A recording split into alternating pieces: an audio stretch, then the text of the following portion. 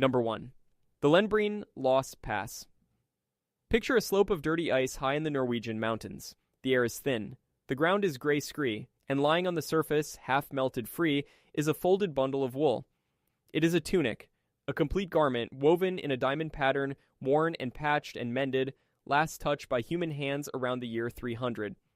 This is Lendbreen, an ice patch in the Prehistory Mountains, sitting at about 1,900 meters. In the warm summer of 2011, the ice began handing back its dead cargo. What came out was not one object, it was more than 1,000. The glacial archaeologists Lars Pilou and Espen Finstad, working with a program called Secrets of the Ice, realized they were standing on something extraordinary. The melting ice had uncovered a lost mountain pass. Not a hunting ground. A road. A high route that connected valley farms to the wider world, used for travel and for trade. Radiocarbon dating told the story of its life. The pass came into use around 300, it peaked around the year 1000, in the heart of the Viking Age. Then, after about 1300, it faded. That fade lines up with the cooling of the Little Ice Age, with the arrival of the Black Death, and with economic changes that pulled people off the high routes. Consider what survived. A horse snowshoe, a loop of bent wood fitted to a hoof to stop the animal sinking into snow, a wooden whisk for cooking, a walking stick carved with runes, knives with their wooden handles intact, mittens, leather shoes, even horse dung. Things that rot away in a single season anywhere else on Earth lay here for over 1,000 years. The reason is simple. Lendbreen is an ice patch, not a flowing glacier. A glacier moves, grinding and dragging everything inside it. An ice patch sits still. Whatever was dropped stayed exactly where it fell, frozen and waiting. There's a cruel edge to this. The same warming that revealed the pass is the only reason we can see it, and it is also destroying it. Once an object melts free, it begins to rot within seasons. So the work is a race. Small cairns mark the route, and a larger shelter sits at the pass summit, where travelers waited out the weather. The analysis goes deeper than the objects themselves. DNA and isotopes drawn from the textiles and the animal dung let researchers reconstruct the animals and the economy that once moved over this pass. The find rewrote a basic assumption about the deep past. Mountains were not walls that divided people. They were corridors that connected them, carrying routine, organized traffic at nearly 2,000 meters above the sea. And the ice at Lendbreen did not only give back objects. In other mountains, on other continents, it gave back people. Number 2. The long-ago person found. In August of 1999, 3 sheep hunters were crossing a melting glacier in Tatshenshini-Alsek Provincial Park in the far northwest of British Columbia.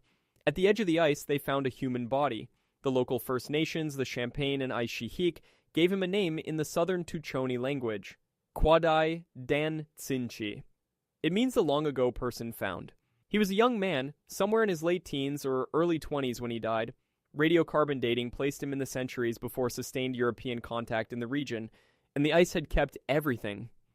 He wore a woven hat made of spruce root, in a style from the Pacific Northwest coast. He had a fur robe, a wooden walking staff, a leather pouch, and remnants of dried fish. This was a traveler, caught and frozen on a high glacier between the coast and the interior. The science that followed was quiet and careful. Isotopes are chemical signatures locked into bone and hair by the food a person eats. His showed something remarkable. His diet had been mostly marine, built on the ocean, then shifted to land foods in the weeks before his death. He had walked inland from the sea. His woven hat tied him culturally to the coastal Tlingit, even though he died deep in the interior mountains.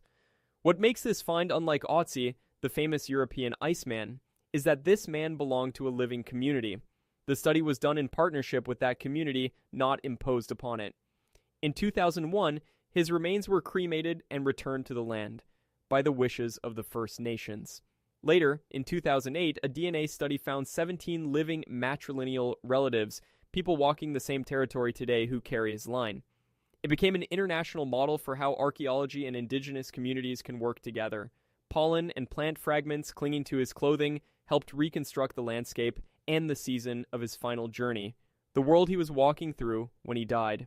The discovery did more than honor one man. It spurred the creation of glacial archaeology programs across the Yukon and British Columbia, teams now watching the surrounding ice fields for whatever the warming reveals next. A single frozen body is a rare and staggering thing. But in the Alps, one hot summer melted free not one life, but 5,000 years of them, all at once. Number 3. The Schnidejoch Pass. The summer of 2003 broke records across Europe. The heat killed tens of thousands of people, and high in the Bernese Alps it cracked open a frozen archive. At a pass called the Schnidejoch, at about 2,756 meters, hikers spotted a strange object lying on the ice. It was a quiver, a container for arrows, made of birch bark. It was Neolithic. It was roughly 5,000 years old. The archaeologist Albert Hafner of the Bayern Archaeological Service led the investigation, and what his team recovered over the following years stunned them. More than 900 objects. But these objects did not come from one time. They came from many. There were Neolithic finds, contemporary with Otzi himself, around 3,300 years before the Common Era. There were early Bronze Age objects, Iron Age objects, Roman cloakpins, coins, and hobnails from Roman military sandals, and medieval finds on top. The pass had been used, abandoned, and used again over and over for 6,500 years. Here's the pattern that makes the Schnidejoch a kind of natural instrument. The finds cluster into distinct phases. And those phases match the warm periods, the eras when the ice melted back and the pass was open and walkable. The cold periods when ice sealed the route shut left gaps. The researcher, Martin Grosjean, connected these find phases to independent records of past climate, and they aligned. The pass itself was recording the climate. It opened when the world warmed and closed when it cooled. The leather leggings, the birch bark quiver, the wooden arrow shafts, all of it survived for the same reason as Lendbreen, locked in constant cold. And the lesson of 2003 was blunt. Once that cold breaks, an object that lasted 5,000 years can be gone in a single season. Not every high site is a road, though. Some are workshops where Stone Age people climbed above the snow line to mine something precious. Number 4. The Silvretta Stone Age Crystal Hunters. Movies to the Silvretta Massif, straddling the border of Switzerland and Austria. Here the melting of high snow and small ice bodies has revealed something less dramatic than a body, but in its own way, just as startling. People were up here 8,000 years ago. In the Mesolithic, the Middle Stone Age, hunter-gatherers were climbing into this high zone, far earlier than anyone once assumed. The project that uncovered this, led by the archaeologist Thomas Reitmeier, found that they were not just passing through. They were working. They came for rock crystal, clear quartz, prized because it can be flaked into beautifully sharp stone tools. Up here, above the tree line, the researchers found napping debris, the sharp chips left behind when stone is shaped. People were quarrying crystal from high veins and working it on the spot. Think about what that means. 8,000 years ago, with no metal, no maps, no roads, people were routinely going above the snow line to mine a raw material. This pushes the story of how humans conquered altitude back into the early Holocene, the warm period after the last ice age. Later, in the Bronze Age, the high Silvretta was used differently, for pasturing animals, and you can see the stone huts and pens layered over the older hunting traces. By tracing where the crystal came from, researchers can map how prehistoric people moved across the range. The picture that emerges overturns an old assumption that high mountains were empty, marginal, useless places in prehistory. They were not. They were a resource landscape, exploited from the Stone Age onward, part of a vertical economy that used every elevation through the seasons. The crystal itself may have been more than practical. Its clarity and the way it catches light may have carried symbolic value, and comparable high-altitude crystal working has been found at other sites in the Alps, suggesting this was a widespread pattern, not a single curious exception. To uncover it, Reitmeier's team combined archaeology with pollen cores and glaciology, reading the land use and the climate together. And the melt that revealed all this is once again the same melt that threatens to destroy the fragile organic finds before anyone records them.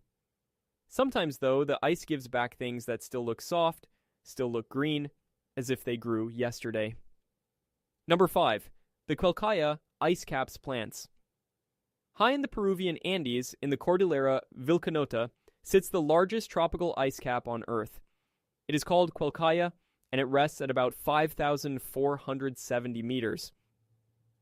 The glaciologist Lonnie Thompson of Ohio State University has studied it since the 1970s, and he has watched its edge retreat year after year. As that edge pulls back, it exposes plants, not fossils. Soft, intact cushion plants of a wetland genus called Distichia that were overrun and frozen when the ice last advanced. And here's the staggering part. When those plants are radiocarbon dated, they come back around 5,000 years old. Some of the exposed soils are closer to 6,000. The plants are found in growth position, rooted exactly where they grew. That single fact carries enormous weight. It means the ice had not retreated to this point in roughly 5,000 years. The ice cap right now is smaller than it has been at any time in 5 millennia. This is not a model or a projection. It is a plant frozen since before the pyramids, lying back in the sunlight. Thompson has measured the retreat accelerating. The rate increased roughly tenfold from the late 20th century into the early 21st.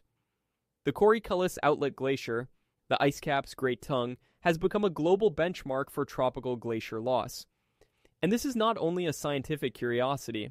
Quelccaya feeds the rivers that supply water to Andean communities and the cities below them. Its disappearance, which Thompson warns could come within decades, is a present-day crisis, not a distant one. The ice cores Thompson drills here hold a climate record going back over 1,000 years in annual layers of dust and chemistry. As the margin pulls back, it bears more than plants. It exposes the moraines, the ridges of rock and rubble that record where the ice once stood at its greatest extent, and the ancient pollen and lake sediments that let scientists rebuild the deeper climate story. The plant dates also help pin down the timing of the Holocene climate optimum, the warm peak after the last ice age, and the colder advance that followed it. But the plants at the melting edge tell the simplest, hardest truth. We have crossed a line that has stood for 5,000 years, and glaciers do not only keep plants, sometimes they keep entire forests. Number 6. The Mendenhall Ghost Forest. Near Juneau, in Alaska, the Mendenhall Glacier draws crowds of visitors every year. Most come to see the ice. Fewer notice what the ice is leaving behind as it retreats. Standing in the gravel at the glacier's edge are the stumps of ancient trees. They are still rooted. Many still have their bark. And they have been there, under the ice, for over 1,000 years. The researcher Kathy Connor of the University of Alaska Southeast has studied and dated them. The wood comes back between about 1,000 and over 2,000 years old. These were spruce and hemlock, the same kinds of trees growing in the region today. Long ago, the glacier advanced, overrunning the living forest and burying it under ice and gravel. That burial sealed the wood away from oxygen, and without oxygen, the slow work of rot nearly stopped. So the trees waited. Now, as the glacier retreats, they emerge into daylight, a ghost forest, dead but eerily intact. There is real science in these stumps. They mark how far the glacier once extended, and roughly when. The burial has been linked to a glacier advance during the first millennium of the Common Era. The tree rings inside the wood record the growing conditions before the ice arrived, a window into the climate of that time. And the very fact that the forest is appearing now shows how far the Mendenhall has pulled back, retreating since its Little Ice Age maximum in the mid-1700s, and faster in recent decades. Buried and re-exposed forests like this are turning up at other glaciers too, in Alaska and in Patagonia. They show that a glacier does not just freeze isolated objects. It can swallow and store an entire ecosystem, then surrender it whole. Bark still clinging to a stump after 1,000 years in the dark. The ice, it turns out, is a freezer the size of a mountain. And in other mountains, that freezer kept the weapons people used to hunt there. Number 7. The Rocky Mountain Ice Patch Atlatls. In the high country of Wyoming, in the Wind River Range and the mountains around Yellowstone, there are patches of ice that never used to melt. Now they do. And as they shrink, they are giving up some of the oldest wooden tools ever found in North America. The archaeologist Craig Lee pioneered this work. In 2007, he recovered a wooden dart shaft from a melting ice patch. When it was dated, the result was almost 10,300 years old. To understand what it is, you have to know the Atlatl. The Atlatl is a spear thrower, a tool that launches a light spear or dart with tremendous force. It came long before the bow and arrow. This dart shaft is one of the oldest organic artifacts ever pulled from North American ice. The ice had preserved the wood, traces of the feathered fletching, and the bindings. Why were people up here at all? Because the animals were. Bighorn sheep gather on cool summer ice to escape the heat and the biting insects, and hunters followed them. The ice patches hold a record of thousands of years of this, from ancient Atlatl darts down to later arrow shafts, which mark the moment the bow replaced the spear thrower. Some shafts even carry paint and notches, the marks of the people who made and owned them. These are not glaciers, they are static ice patches, so the artifacts stay close to where they were lost, not dragged miles downhill.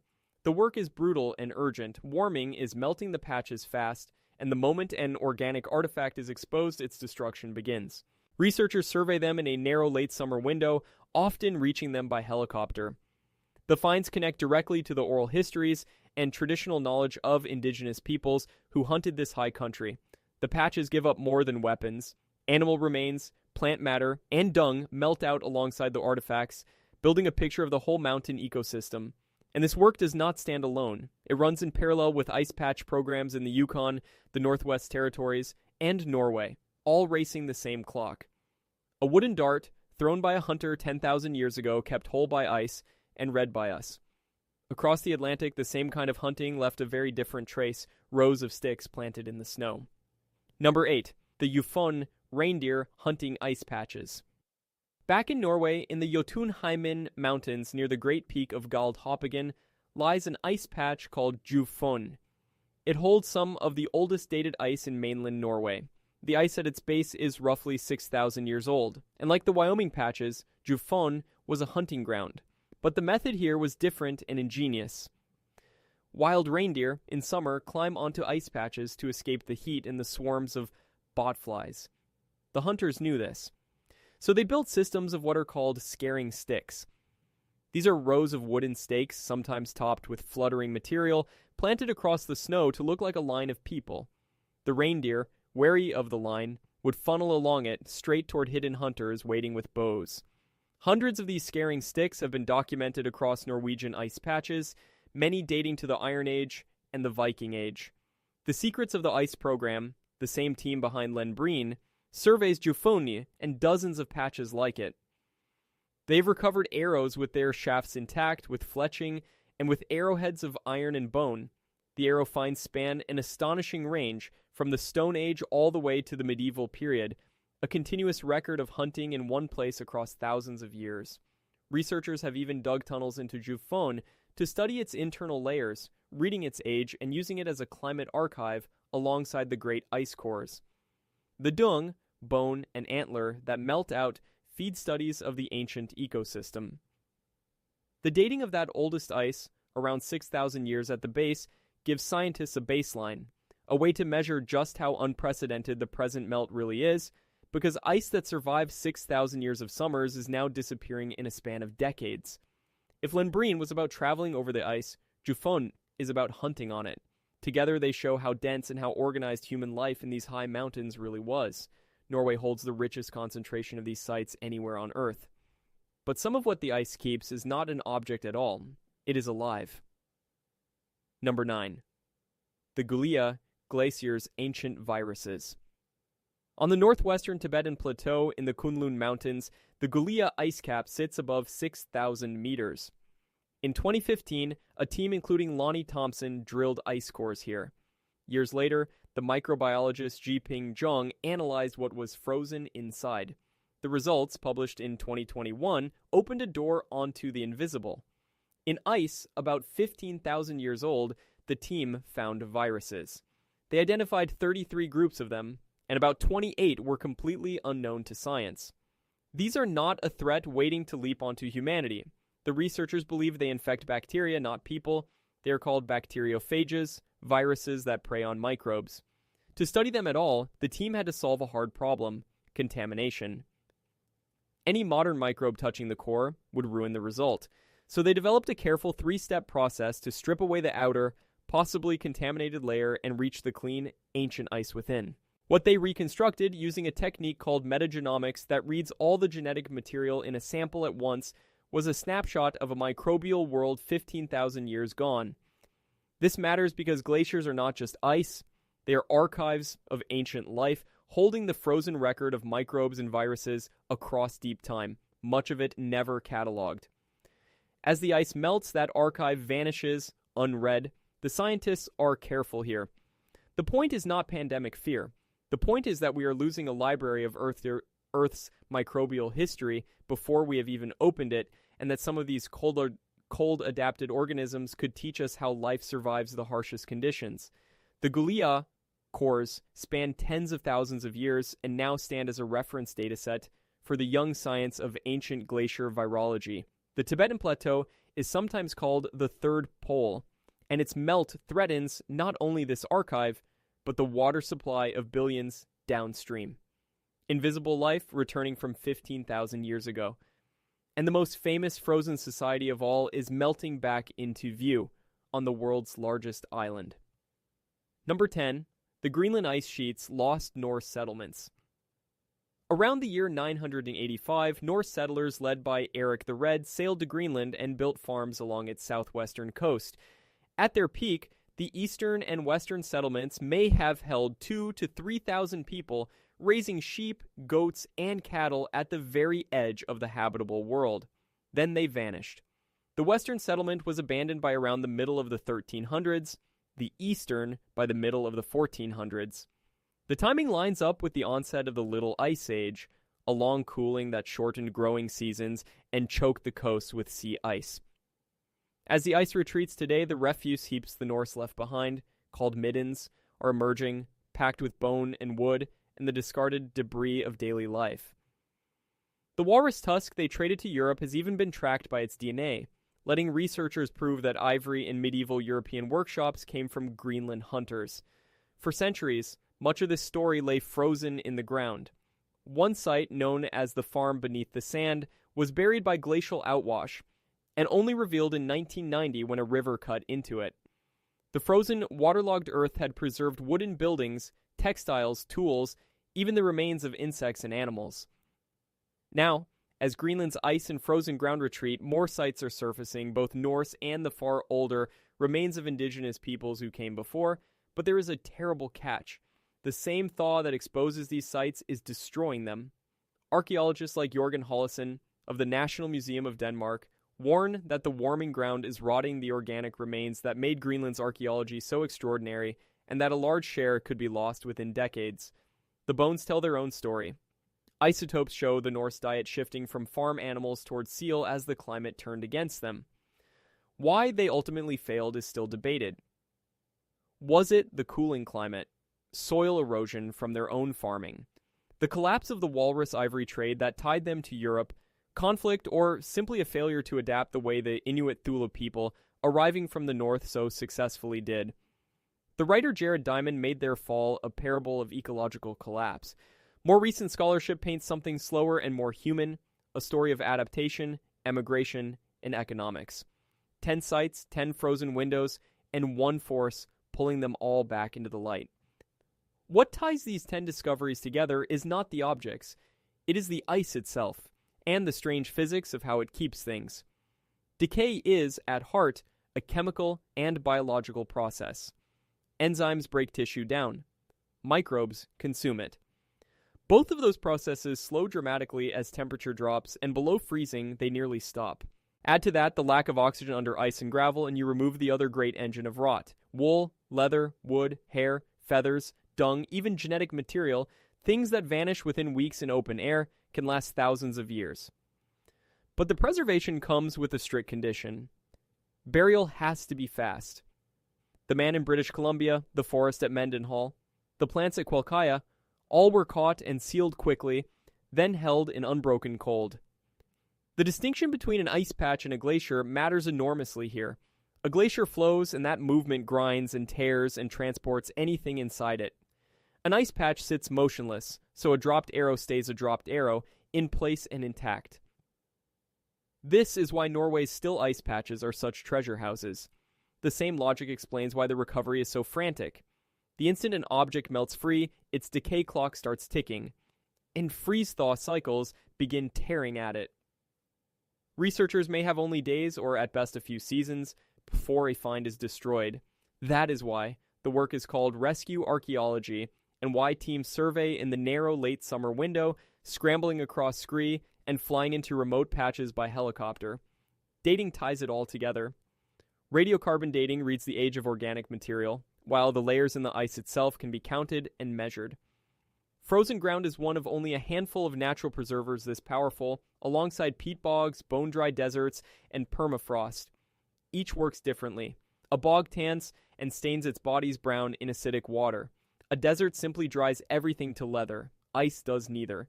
It holds an object in something close to suspended animation, color and structure and soft tissue intact, which is why a 1,000-year-old stump can still wear its bark, and a 5,000-year-old plant can still look green. That perfection creates its own problem once the ice is gone. Waterlogged wood and leather, pulled from the cold, will warp and crumble unless conservators treat them immediately. And many finds are made not by scientists but by hikers who happen to look down at the right moment. The difference now is that a freezer the size of a mountain is switching itself off. And the timing of when these things froze and when they thaw turns out to be a story about climate. Look again at the pattern beneath the Schnidejoch and Lendbreen finds. The passes were used when the world was warm and the ice retreated, and abandoned when it advanced and sealed them shut. The clustering of dated objects is, in effect, a record of past climate written by human feet. The plants at Quelccaya extend that record into a hard number. Frozen in growth position for 5,000 years, they prove the tropical ice is now smaller than it has been across that entire span. The ghost forests of Mendenhall and Patagonia mark where and when glaciers advanced and then retreated, and the great ice cores, drilled from caps like Quelccaya and Guliya, hold annual layers of dust, chemistry, and trapped gas that let scientists reconstruct temperatures going back centuries to millennia. Within those records sit the medieval warm period, when the Norse first reached Greenland, and the Little Ice Age, when they vanished from it. What unsettles the researchers is not that the climate changes. It always has. It is the speed. Current melt is exposing ice that is 5,000, 6,000, even 15,000 years old. Ice that survived every natural warm spell in between. When a glacier crosses the threshold of smallest in millennia, that is a measurement, not an opinion. Quelccaya's retreat accelerated roughly tenfold within a few decades, far faster than the slow swings of the Holocene.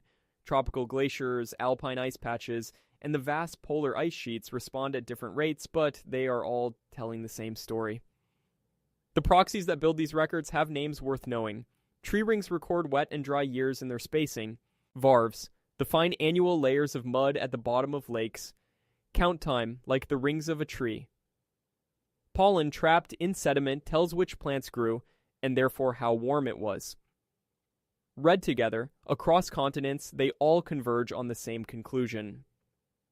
And the stakes are not only scientific. The loss of glaciers is a water crisis for the Andes and for the Third Pole, where the ice feeds rivers that hundreds of millions of people depend on.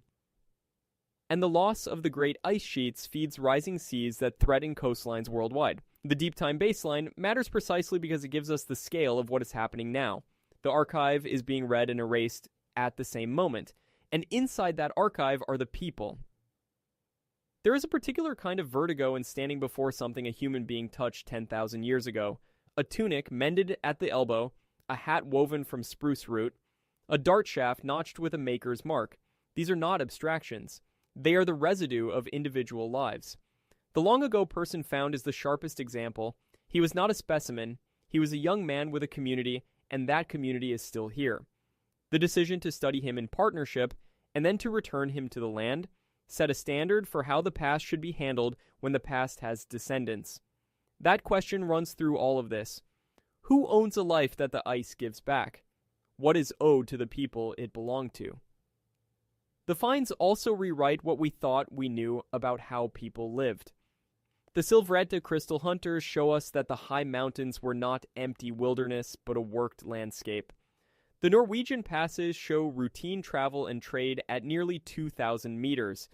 The reindeer drives show organized communal hunting strategies passed down across thousands of years. The skills preserved in these objects, the weaving, the fletching, the napping of crystal, are the deep craft knowledge of our species. And there is the simple human weight of it. Otzi is the archetype, the Iceman who became famous worldwide, but he is only the most visible of many. Behind him stand a man in a glacier in Canada, hunters in Wyoming and Norway, farmers in Greenland. Each object reopens a vanished world. Local programs, like Norway's Secrets of the Ice, are the ones doing the patient work of catching these lives before they dissolve. What they keep recovering, again and again, is not strangeness, but familiarity, the same human business of staying warm, finding food, crossing a mountain that we would recognize anywhere. There's an uneasy ethics threaded through it, too. Displaying human remains, even reverently, raises hard questions about dignity and consent that the dead cannot answer. And there is the sheer randomness of it. The ice did not choose to keep the powerful or the important. It kept whoever happened to fall into it, a traveler, a hunter caught by weather, and froze that ordinary moment for 10,000 years. The lives we recover are not the ones history chose to remember. They are the ones the ice did. And all of it is now caught in a race against the very thaw that revealed it. The cruelty at the center of glacial archaeology is that discovery and destruction arrive together. An artifact frozen for 10,000 years can be lost within a few seasons of exposure. The decay clock starts the moment the ice lets go, and the programs trying to save these things are small, often underfunded, and badly outnumbered by the sheer scale of the problem. There are thousands of ice patches and frozen sites scattered across remote mountains and the Arctic, and only a handful of teams to survey them. In Greenland, researchers project that a large fraction of the country's irreplaceable organic archaeology could rot away within decades as the ground thaws.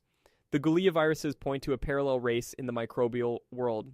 Scientists are trying to read the frozen record of ancient life, the microbes and viruses locked in glacier ice, before that record melts and is gone for good. They are careful to frame it correctly. The goal is not to stoke fear of released plagues, but to document a vanishing library of Earth's biology, and to learn from organisms that mastered survival in deep cold. New tools are helping, drones and satellites and LiDAR to find sites, and the training of local and indigenous field workers who know the terrain. International collaboration is growing, but funding lags far behind the scale of the loss, and much of the work still depends on a few dedicated teams and the reports of members of the public who stumble onto something melting free. Public attention itself has become a tool because a hiker who knows to photograph a find and report it rather than pocket it can be the reason a 5,000-year-old object survives at all. But the window is closing within a single human generation. This is a uniquely time-limited science. Every other field can wait for better methods, better funding, a better year. This one cannot. The evidence is melting. Triage has become unavoidable, with researchers forced to choose which sites to save first, knowing the others may be lost before anyone reaches them.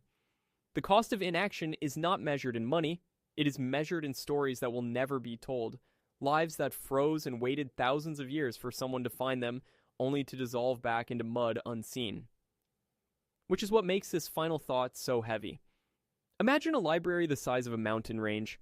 Its shelves are made of ice, and on them sit tunics and arrows, plants and forests, bodies and farms, and the genetic code of life 15,000 years old. For thousands of years, that library kept everything in perfect frozen silence. Now the doors are opening. And as we walk in, awed, reading volumes no one has touched since before the pyramids, the shelves behind us are dissolving. The same warmth that lets us in is burning the books. That is the paradox of every discovery in this video.